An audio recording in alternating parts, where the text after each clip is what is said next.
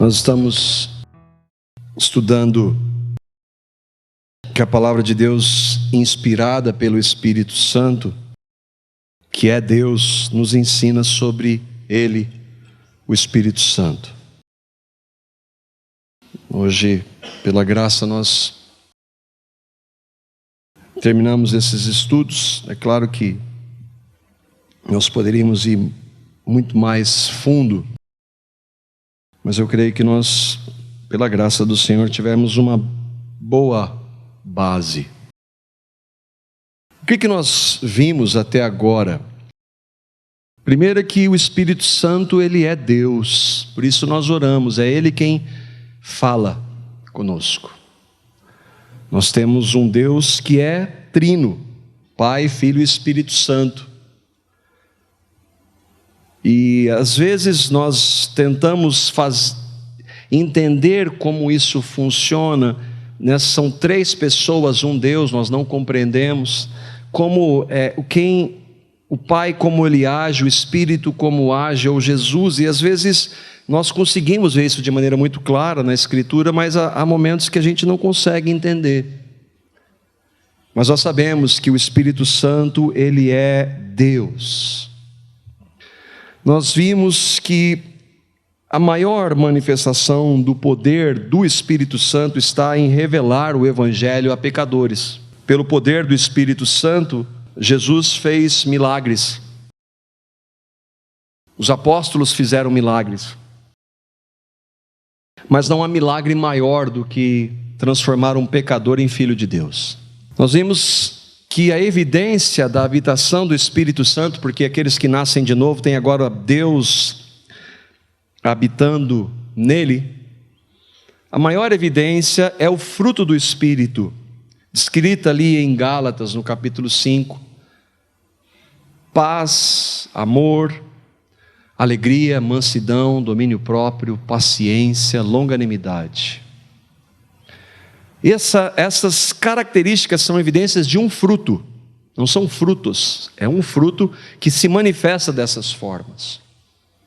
Uma pessoa quer saber se essa pessoa anda no Espírito, como nós somos chamados para andar em Espírito, essas são características. E nós vimos que o Espírito Santo veio e foi dado para a igreja lá em Atos capítulo 2, no dia de Pentecostes. No último estudo, nós vimos sobre línguas, o dom de línguas especificamente. Por que nós vimos? Porque está na Escritura e nós devemos estudar o que a palavra de Deus diz. E porque alguns de nós, às vezes, eu estou incluso,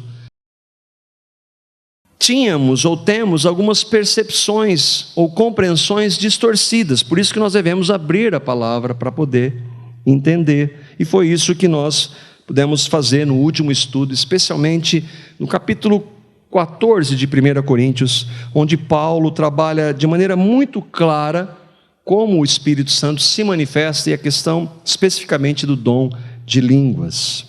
Nós vimos tudo isso de acordo com o quê? Com a palavra de Deus, a única base que eu e você temos, e que o texto que nós já lemos tantas vezes de 2 Timóteo, no capítulo 3, versículos 16 a 17, fala de maneira clara tudo que eu e você precisamos saber e entender e conhecer a respeito de Deus está na Escritura e só na Escritura.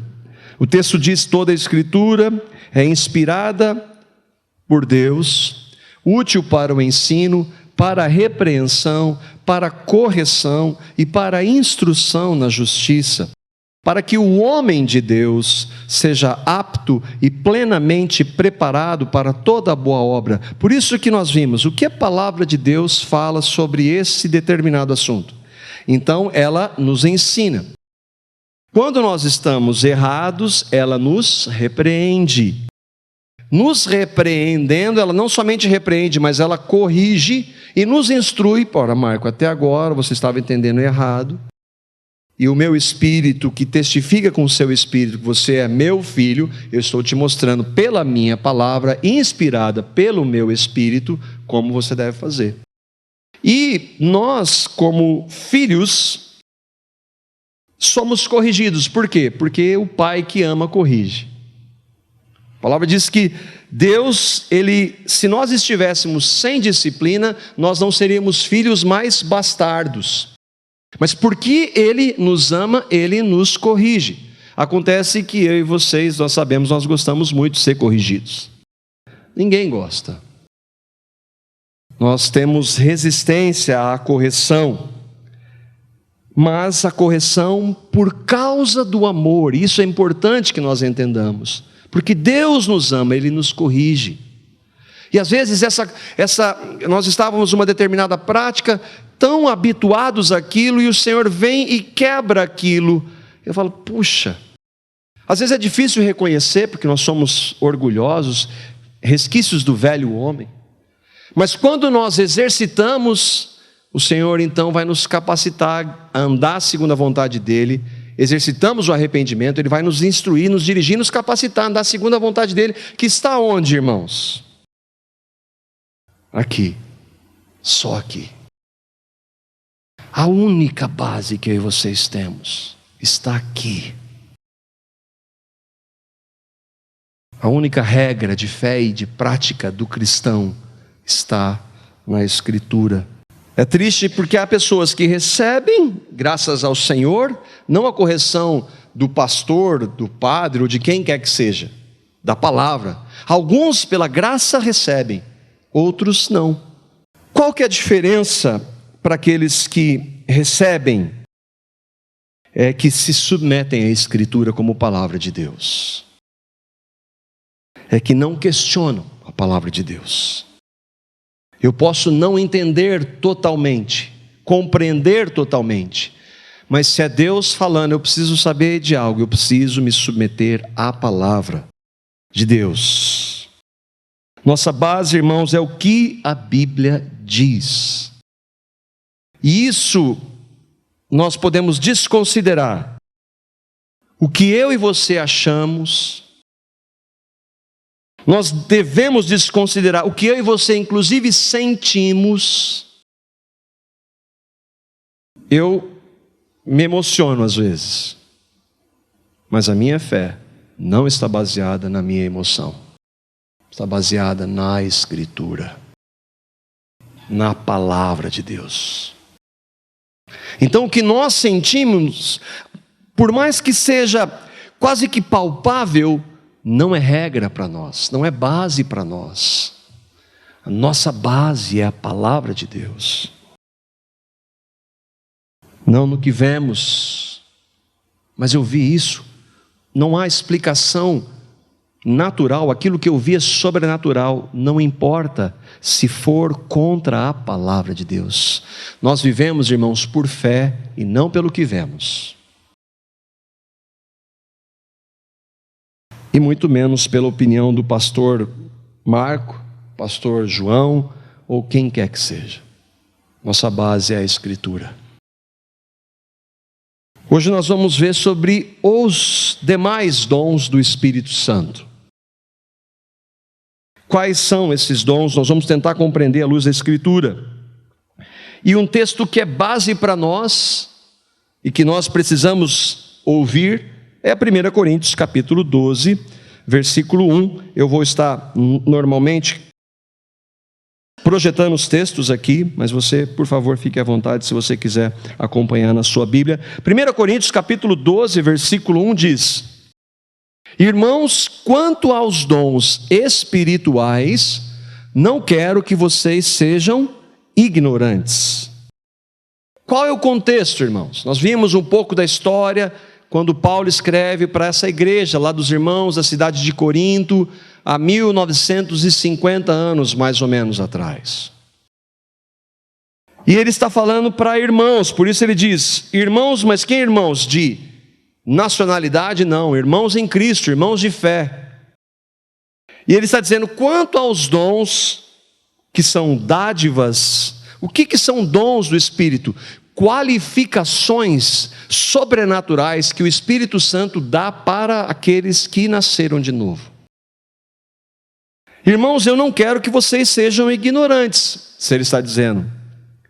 para nós não sermos ignorantes, existe a possibilidade de nós sermos ignorantes. E todos nós, com toda a certeza, nós já erramos em algumas compreensões em relação a vários assuntos da Escritura. Por que nós não erraríamos em relação aos dons? E ele está falando, irmãos, eu não quero que vocês entendam mal o que a palavra fala sobre os dons. É possível, mas por isso que vem a palavra que o quê? Nos corrige, depois ela vai nos instruir, vai nos repreender, vai nos instruir. É a palavra que faz isso mediante a ação do Espírito. Então, a partir disso, eu gostaria que nós pudéssemos destrinchar o que a Escritura diz.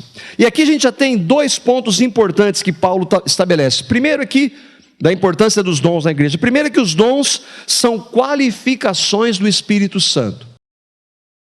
É importante que a gente entenda. A palavra diz que toda boa dádiva e todo dom perfeito vem do Pai das luzes, em quem não há mudança nem sombra de variação. A palavra diz que Deus faz chover sobre bons e maus. Tudo que tem de bom é dádiva de Deus.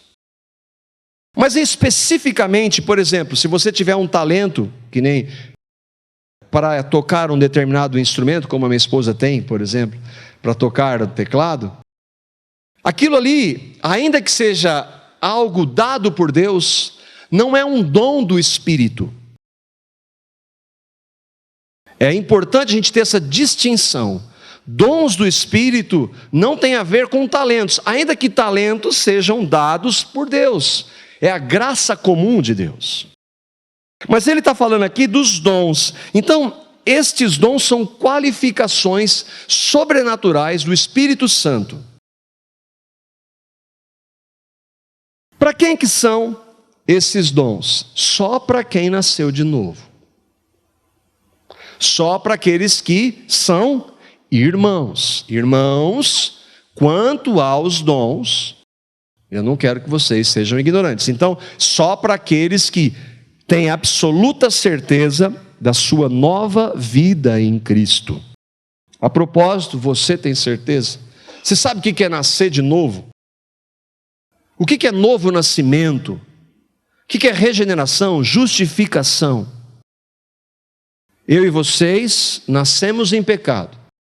Somos pecadores, porque nascemos em pecado e cometemos os inúmeros pecados que eu e você sabemos que cometemos.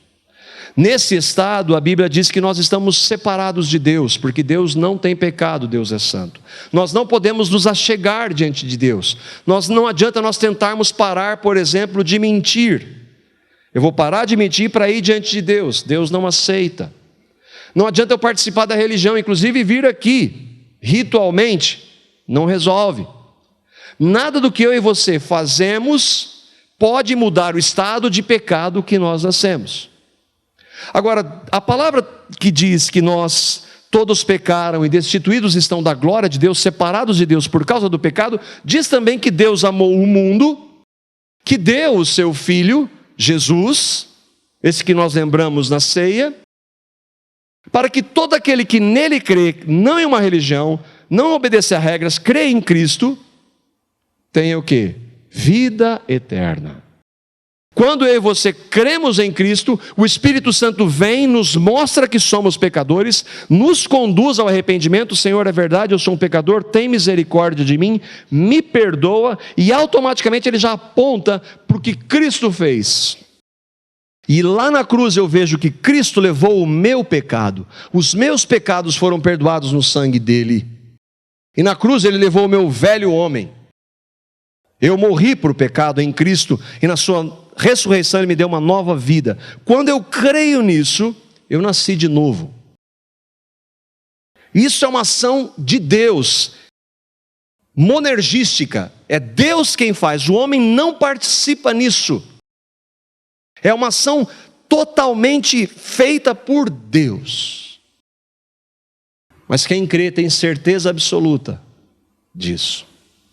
Isso é nascer de novo. E eu só posso receber os dons, um dom ou os dons, se eu tiver nascido de novo. É isso que Paulo está falando, irmãos, Ele está falando para crentes, cristãos.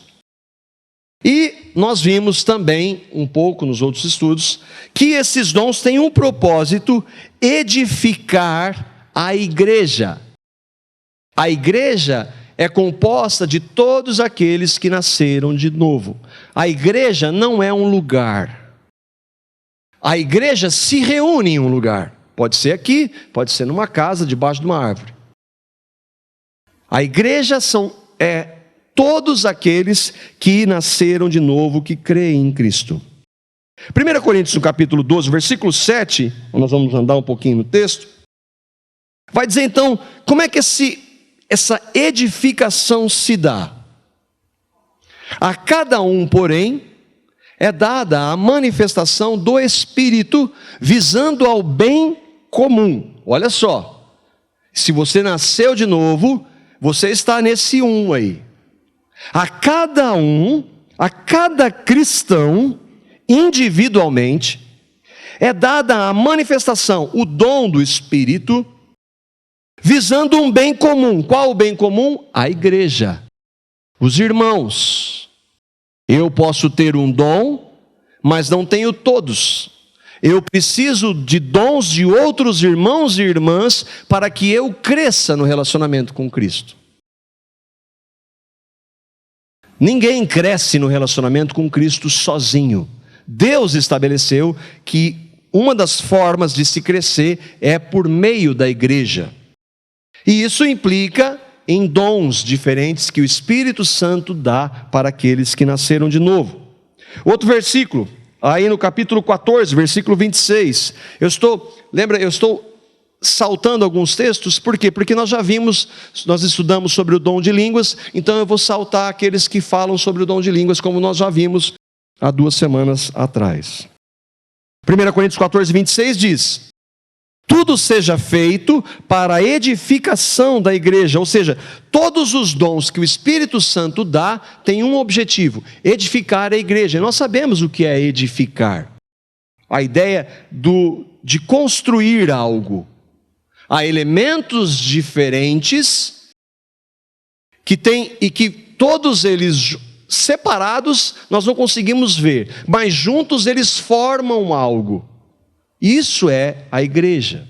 E esses dons são dados pelo Espírito para os cristãos, para que o corpo de Cristo, a igreja, todos os cristãos cresçam no relacionamento com Ele. No culto, por exemplo, um irmão lê a palavra, o outro ora, outro dirige o louvor. São formas para que haja edificação. Além das que estão no culto público, há outras formas. Levar as cargas uns dos outros, orar uns pelos outros. Dons que nós vamos ver alguns deles aqui, que são exercidos não necessariamente na reunião da igreja. O edificar da igreja é espiritual. O seu objetivo é formar o caráter de Cristo individualmente e coletivamente. Por que tem que ter a igreja? Porque a igreja é composta de pessoas. Pessoas são falhas, pecadoras. E nós precisamos aprender a exercer misericórdia e a pedir misericórdia. A exercer perdão e a pedir perdão. Deus forma o caráter de Cristo em nós por meio da igreja. A igreja, aquela igreja está cheia de propósito. Toda a igreja, não existe uma única igreja, no sentido daqueles que se reúnem sobre a face da terra, que não tenha problemas. Até o irmão Nicodemos diz assim: se você encontrar uma igreja perdida, não vá para lá que você vai estragá-la. Não existe. A igreja é composta de pecadores, salvos pela graça, e que vão exercitar pedir perdão e perdoar. E Deus forma Cristo desta forma também. Por isso Ele estabeleceu a igreja, o corpo de Cristo, que se reúne. Aqui nós temos irmãos, em vários outros lugares há irmãos se reunindo. Um dia nós vamos nos reunir todos juntos. Mas por enquanto isso ainda não aconteceu. Então, a igreja é uma realidade espiritual e que eu e vocês crescemos individualmente, mas precisamos uns dos outros. Bom, diante disso, quais são os dons. Há 3 textos fundamentais que mostram esses dons, e aí há dons e ofícios, nós vamos ver as diferenças deles, mas que estão em 1 Coríntios, nesse que nós estamos vendo, 12, 13 e 14. O 13 ele vai falar do que regula os dons, que é o amor, mas 12 e 14, Efésios capítulo 4 e Romanos capítulo 12. Ali nós vemos esses dons que o Espírito Santo dá para aqueles que creem, para a edificação da igreja. O primeiro texto, 1 Coríntios capítulo 12, os versículos de 8 a 10. Diz assim: pelo Espírito, a um é dada a palavra da sabedoria, a outro a palavra do conhecimento, pelo mesmo Espírito a outro fé, pelo mesmo Espírito a outro dons de cura, pelo único Espírito a outro poder de operar milagres, a outro profecia, a outro discernimento de espíritos, a outro variedade de línguas e a outro interpretação de línguas. Você viu aí que eu fiz uma pequena distinção? E aí nós temos 8 dons descritos.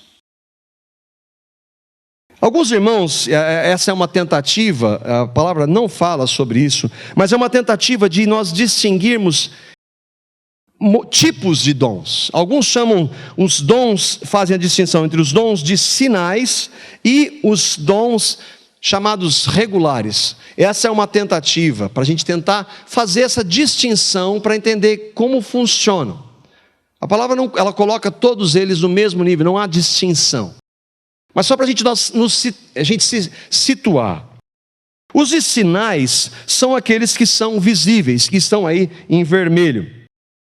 O que é esse dom de fé? A fé aí não é a fé salvadora, porque todos os cristãos recebem essa fé. Pela graça sois salvos, mediante a fé. E a fé não vem de vós, ela é dom de Deus.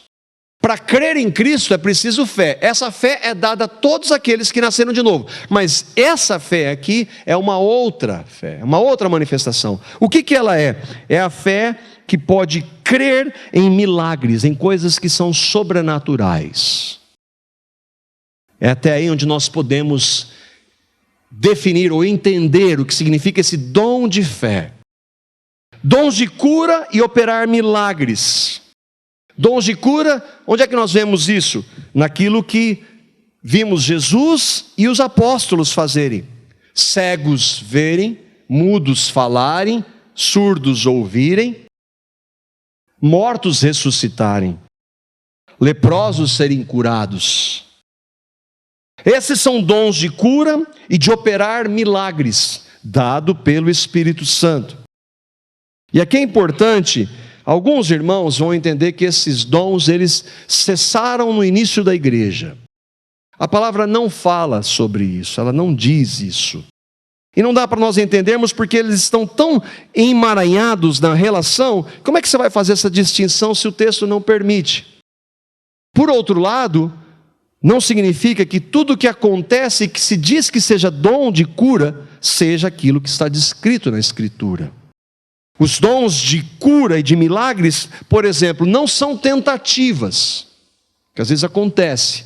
Eu vou tentar, eu vou orar, eu vou de alguma forma tentar que aquela pessoa seja curada. Não, quando você vê curas lá, não havia nenhuma tentativa, era instantâneo. Às vezes a pessoa nem estava esperando aquilo, e ela recebia uma cura inexplicável, sobrenatural. Não é confissão positiva. Não é eu não aceito essa doença, eu não aceito, eu a rejeito, eu começo a confessá-la e eu sou curado. Não é isso. Não é isso que acontece na Escritura. Não é também sugestão. Não, eu estou curado. Você está com determinada doença e você, devido a uma pregação, e aí você às vezes é levado a pensar isso, não, eu estou curado, e aí para de tomar remédio, por exemplo. Não é isso. As curas que nós vemos no Novo Testamento, elas são muito diferentes do que nós vemos em muitos círculos hoje. Por isso que esses irmãos, muitos deles dizem, não há mais. Mas pela palavra, nós não podemos dizer que não haja mais. Mas nós não podemos dizer também que tudo que se diz que acontece aí, seja o que acontece e o que aconteceu aqui. Não é, em alguns movimentos, fé na fé. Outra coisa, não é eu estava com uma dor de cabeça. Deus pode, claro que Ele pode. Mas o dom de curas ali era inexplicável. Era sobrenatural. E tinha um objetivo, apontar para Cristo, o Messias. Não para homens. Outros dons que estão na relação, aí são esses dons que esses irmãos então vão dizer que eles continuam na igreja. Por exemplo, sabedoria. O que significa esse dom de sabedoria? A palavra só coloca dom de sabedoria. O que significa? Vai ter uma interpretação. Ela não especifica como isso funciona. Você pode ter alguns outros textos que corroboram para aquilo. O que nós entendemos? Por exemplo, sabedoria é algo muito diferente de inteligência. Inteligência você adquire. Sabedoria é algo que Deus dá. Em situações, por exemplo, que você talvez não soubéssemos agir, o Espírito concede para que você haja de uma maneira que Ele seja glorificado. E isso é importante com alguns irmãos que têm isso para nos instruir, para nos ajudar nesse sentido. Diferentemente, por exemplo, do conhecimento, que aí implica em contato com a palavra, em estudar a palavra, nós vamos ver aquele que ensina, que deve ter dedicação. Então esse é conhecimento. Outro, discernimento de espíritos. O que significa isso? Alguns irmãos entendem que é uma percepção sobrenatural. Por exemplo, se tivesse aqui uma pessoa possessa por espírito maligno, isso acontece hoje. Muitos desses irmãos que dizem que os dons cessaram, esses dons de sinais cessaram, também não acreditam em possessão. Mas a Bíblia não diz isso, isso acontece. Então, o dom de discernimento espiritual seria uma percepção de alguém que estivesse aqui, o Espírito concederia a capacidade de discernir isso. Isso é uma possibilidade. Jesus tinha isso. Jesus via o que a pessoa estava pensando. Mas Jesus é Deus. Agora eu creio que Ele pode. Mas uma outra interpretação, e que aí nós podemos ver, é um discernimento de espírito à luz da Escritura. Para distinguir falso do verdadeiro em pregação, por exemplo. De postura. E você vai perceber à luz da Escritura que aquela determinada pessoa que ela está dizendo não está de acordo com a Escritura. Você está fazendo um discernimento espiritual. Outra é a profecia. Estou citando aqui que eles estão todos listados aí. Profecia. Esse é muito difundido hoje também. E muitas vezes de maneira distorcida. O que significa profecia? Profecia, em termos simples, é a palavra que vem de Deus. É Deus falando por meio do homem. Profecia é isso. E aí nós vemos no Novo Testamento 3 possibilidades dessa profecia se manifestar. A primeira seria uma visão futura. Deus conceder a alguém algo que vai acontecer no futuro pelo Espírito. E nós vemos isso em Atos. Nós não vamos ler, só estou mencionando. Atos capítulo 11, quando ele usa um profeta chamado Ágabo, que o Espírito Santo mostrava para ele que haveria uma grande fome naquela região. Está o texto lá. Se está lá, início da igreja, nós cremos. Então essa é uma ideia, e é o que predomina hoje. Deus me falou que vai acontecer tal coisa na sua vida. Isso é um aspecto. Deus pode fazer? Pode. O outro aspecto é o quê? É uma palavra direta. Isso Deus fez muitas vezes nos profetas do Velho Testamento. Eu estava procurando, o primeiro texto que eu achei foi de Jeremias, capítulo 17, versículo 5, muito pertinente para o nosso estudo. Assim diz o Senhor: maldito o homem que confia no homem e faz da carne o seu braço e aparta o seu coração do Senhor. Deus está falando, Jeremias, eu estou dizendo, e ele diz, assim diz o Senhor. Então Deus está ditando para Jeremias, e ele está falando assim, não confie no homem. Então aí eu vou olhar para aquele que tem uma profecia e diz que Deus está me falando que vai acontecer alguma coisa, eu não posso confiar no homem. Eu não posso desconsiderar, mas eu tenho que ter muito cuidado em relação a isso. E outra forma da profecia é o quê? E a mais segura? Palavra de Deus. Nenhuma profecia da Escritura é de particular interpretação, segundo Pedro. Essa é mais segura para nós. Porque se eu quero ouvir uma profecia, eu leio um texto da palavra. Profecia. É a mais segura. E é a partir dessa que nós devemos examinar as outras.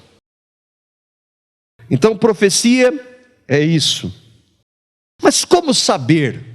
Tentar trazer um pouquinho para a prática. Como é que nós podemos saber? O texto de Deuteronômio, capítulo 18, e no capítulo 13, eles são maravilhosos e nos ensinam. É como se eu e você estivessem perguntando, e aí um profeta chamado Moisés responde. Deuteronômio, capítulo 18, versículos 21 a 22, diz assim: mas vocês vão ficar pensando assim, aqui nós vamos entender discernimento de espíritos e profecia, ou profetas. Como é que nós podemos ver? Alguns vão ficar pensando assim, como é que vamos saber que aquilo que o profeta diz não é mensagem de Deus, o Senhor? Então, Jeremias está levantando uma hipótese. No meio do povo de Deus, Israel, hoje igreja. Como é que eu vou saber se aquele profeta lá que está dizendo em nome de Deus é de verdade? Fiquem sabendo que se um profeta falar em nome de Deus, mas se o que disser não acontecer, então o que disse não foi mensagem de Deus. Esse profeta foi atrevido e vocês não precisam ter medo dele. Esse é um falso profeta. Disse em nome de Deus, não aconteceu, é falso profeta, você não precisa ter medo. Você pode falar, é falso profeta. E tem bastante hoje. Não precisa ter medo não. Porque a palavra de Deus está dizendo. Só que pode ficar mais difícil. Deuteronômio capítulo 13, versículos 1 a 3. E precisa de discernimento. Se aparecer entre vocês um profeta, ou alguém que faz predições, diz que vai acontecer alguma coisa, por meio de sonhos, e lhes anunciar um sinal miraculoso ou prodígio, e o sinal ou prodígio de que ele falou acontecer é de Deus. Não, peraí. E ele disser, vamos seguir outros deuses que vocês não conhecem e vamos adorá-los, não deem ouvidos às palavras daquele profeta sonhador. O ponto sério é agora. O Senhor, o seu Deus, está pondo vocês à prova para ver se vocês o amam de todo o coração. Então Deus usa falso profeta. É sério ou não? Deus está fazendo isso. Usando um falso profeta, porque um falso profeta não tem poder nele para predizer o futuro. Mas Deus pode dar essa capacidade para ele, para ver se você ama o Senhor acima de tudo, ou você quer saber de sinal, de profecia. Para nós seria, se um profeta, porque isso é Velho Testamento é palavra, continua sendo o mesmo Deus, nós temos profetas hoje. Se aparecer um profeta e anunciar algum milagre, mas ele tirar algo da suficiência de Cristo, ou acrescentar algo à suficiência de Cristo, oferecer um ensino centrado no homem, criar práticas não descritas na Bíblia, como existem muitas hoje, não devemos dar ouvido a esse profeta. Ele não vai dizer, vamos a outros deuses, mas ele vai falar em nome de Jesus. Só que ele vai trazer, junto daquilo, ensinos contrários à palavra. Então, o procedimento é o mesmo. Mesmo que aconteça algo inexplicável, não dou ouvido. Por quê? Porque está fora da palavra de Deus. E infelizmente, quando você está ávido por ver coisas e não estuda a Escritura, quando algo assim acontece, você fala, é de Deus. Só que Deus está nos provando. Para examinarmos a veracidade da profecia, vermos se ela vem do Espírito Santo e discernirmos o Espírito, precisamos estudar a Escritura, que foi inspirada pelo Espírito Santo. Nós não podemos dar ouvido. Ah, mas isso é muito radical. Isso é verdade. Verdade da Escritura. 1 Coríntios capítulo 12, versículo 28. Outros dons, nós vamos ver aqui.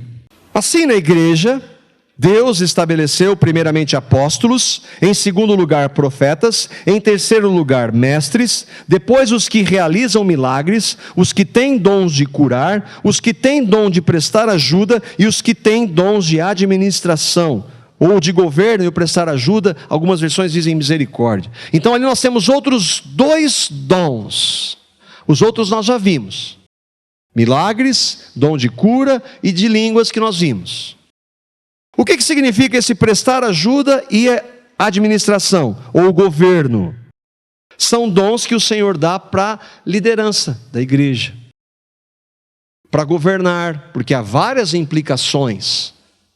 A igreja local, a administração dos recursos. Então o Senhor capacita, irmãos, com isso, essa qualificação do Espírito Santo, de prestar ajuda, de misericórdia, irmãos que têm percepção de às vezes ver um outro irmão que está passando por uma necessidade.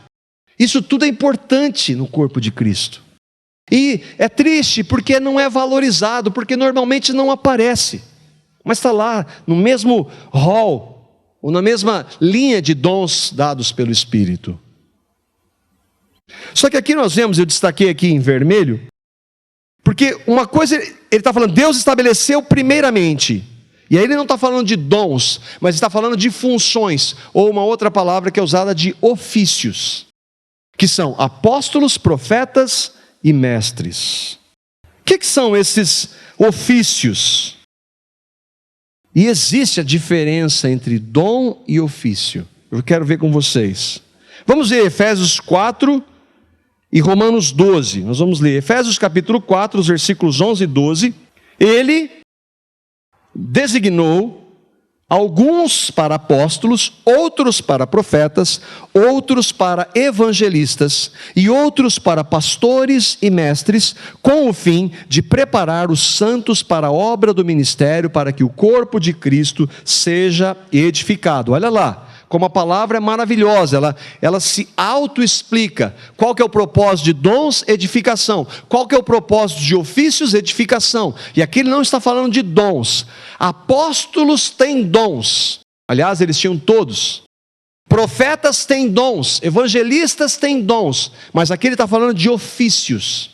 Funções no corpo de Cristo. Romanos capítulo 12, versículos 6 a 8. Aí aqui fica clara a distinção. Temos diferentes dons, de acordo com a graça que nos foi dada. Outro ponto que nós vimos, o Espírito Santo concede os dons para aqueles que creem pela sua vontade e por sua graça. Se alguém tem o dom de profetizar, use-o na proporção da sua fé. Se o seu dom é servir, sirva. Se é ensinar, que haja dedicação. Se é dar ânimo, que assim faça. Se é contribuir, que contribua generosamente. Se é exercer liderança, que exerça com zelo. Se é mostrar misericórdia, que o faça com alegria. Nomes diferentes para alguns dons que nós já vimos. Exercer liderança, governo.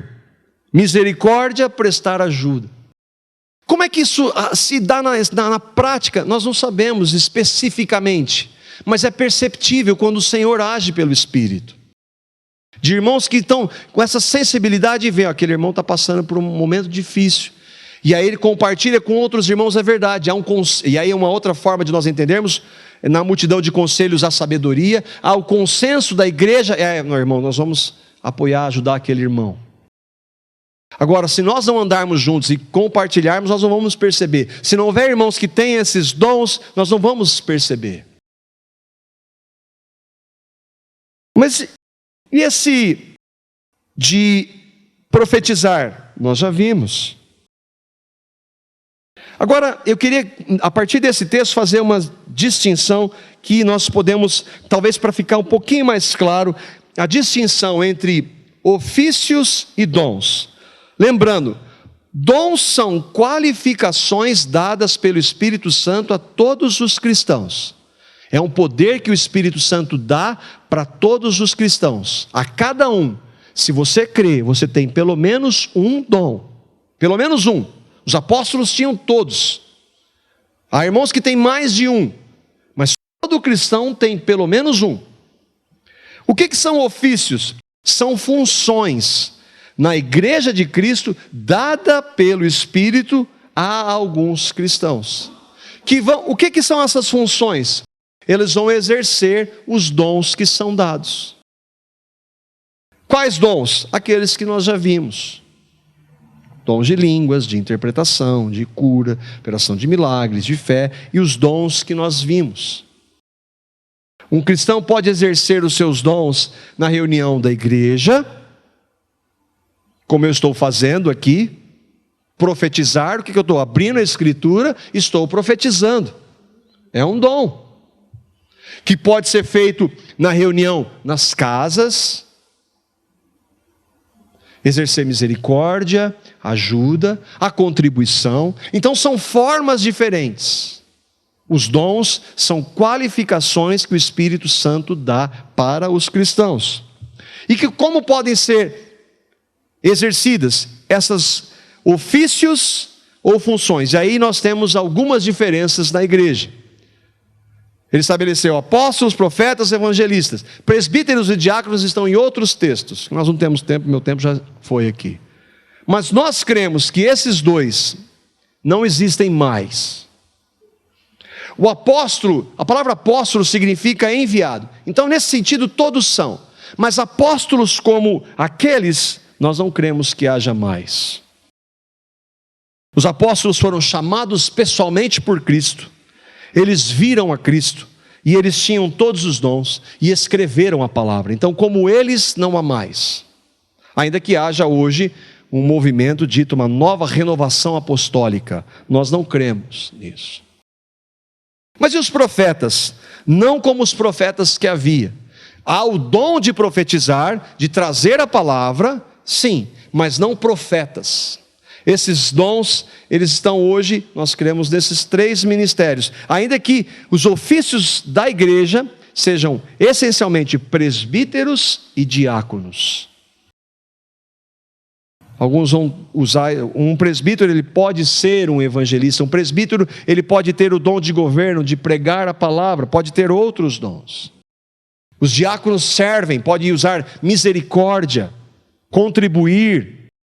São dons que se manifestam, que podem se manifestar nesses ofícios, mas não necessariamente. Um irmão que está lá ensinando, por exemplo, para as crianças, que tem o dom de ensino, ele está lá e não está dentro dos ofícios. O dom pode ser exercido dentro de um ofício, mas não necessariamente. Como é que a gente sabe, então, para nós terminarmos, como é que eu vou saber qual que é o meu dom? Você sabe qual que é o seu? Como é que você pode saber? Há uma regrinha? Não. Há algumas formas de nós entendermos. Uma delas é a testificação da igreja. Você compartilha com alguns irmãos, olha, aquele irmão tem um dom de ensinar a palavra. Você conversa, é verdade, é verdade, é verdade. Dons como esses, de ensino, ou mesmo de profetizar, ou de contribuir, ou de misericórdia, a igreja local vai testificar isso. E nós cremos que Deus, na sua soberania, age também por meio da igreja. Mas como é que você pode saber qual que é o seu dom? E Paulo nos dá uma orientação aqui de uma busca que eu e você podemos fazer. 1 Coríntios, capítulo 12, versículo 31. Busquem com dedicação os melhores dons. Passo agora a mostrar-lhes um caminho ainda mais excelente. Então ele está dizendo, há dons que são melhores. O que significa melhores? Que vão servir para edificação. Qual que é a base, Paulo? E aí quando ele diz, nós não temos tempo, passo a ensinar agora um caminho excelente. 1 Coríntios está falando de quê? Do amor. 1 Coríntios capítulo 13. O amor é mais importante do que os dons. Mas é o amor que regula os dons. Então, quando eu digo que eu tenho um dom, esse dom é dado para a edificação dos meus irmãos em Cristo. É por amor aos meus irmãos que eu quero buscar os dons, não para mim mesmo, ainda que eu seja também edificado. Mas é o amor que regula. Ainda que eu falasse a língua dos homens e a língua dos anjos, se eu não tiver amor, não vale nada. Então a base para os dons é o amor entre irmãos. É por causa do amor pelos meus irmãos que eu vou buscar no Senhor e pedir a Ele para que Ele mostre qual é aquele dom ou dons que Ele tem para mim. Se você tem certeza da sua nova vida, você tem um dom. E aí, como é que você vai fazer? Pede para Ele. Senhor, o que o Senhor tem para mim? Qual é o dom que o Senhor tem para mim? Peça em oração, buscando, lendo a palavra. E aí, se o Senhor te der uma direção, compartilhe. Eu tenho esse dom. A igreja vai ajudar, na soberania de Deus, a ver se isso é verdade. Às vezes nós nos enganamos, mas nós precisamos pedir, porque Ele está falando, busquem com dedicação. Então, Senhor, mostra o seu dom, o Senhor que tem para mim, tá bom, uma vez, não, busquem com dedicação. Senhor, eu quero, se eu tenho o dom, tua palavra diz, eu quero exercê-lo para a sua glória, para a edificação da igreja. Se o Senhor tem para mim, mostra qual é para mim. Irmãos, Ele faz isso. Cada um de nós que cremos, se cremos, temos pelo menos um. E aí, para nós terminarmos, eu quero ler 3 textos. E que Paulo dá muita ênfase de qual é o principal. 1 Coríntios capítulo 14, versículo 1, o versículo 3 e o versículo 39.